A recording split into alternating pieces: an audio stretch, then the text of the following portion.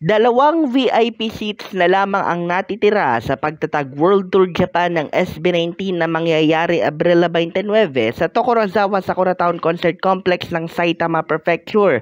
Kinumpirma ito mismo sa Mabuhay Radio News ng ilang SB19 Fan Forum insiders, gayon din ng official ticketing service na pagtatag World Tour Japan.ptix.com. Ang VIP ticket seating only o yung solo na makukuha mo lamang yung mismong ticket ng walang kasamang upgrades ay nagkakahalaga ng 33,143 yen. Ngunit available pa rin sa mga nagnanais dumalo ang upgrade version 2 na mayroong sound check access o yung pagkakaroon ng pagkakataon na masilayan ang mahalima habang tinitimpla ang tugtog ng kanilang magiging konsyerto para masiguro na ito'y magiging malinaw at enjoyable para sa mga tagahanga.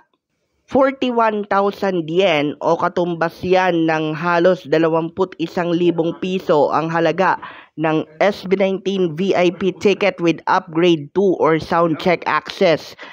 Habang ang upgrade 2 para sa gold ay nagkakahalaga ng 36,809 yen o lampas 19,000 piso.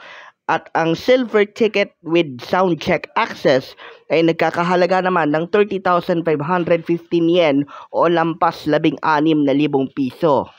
Muli namang paalala ng pagtatag worldtourjapan.ptix.com, yung mismong official ticket selling platform ng konsyerto, na hanggang 6 na tickets per person lamang ang kailangang bilhin para masiguro na mayroon pang matitira para sa mga nagnanais na makisaya. Para sa Mabuhay Radio News na walang takot at walang pinapaboran at media partner ng pagtatag World Tour Japan ng SB19, ito ang Senbatsu Patrol No. 2, Stephen Saraspe Perez.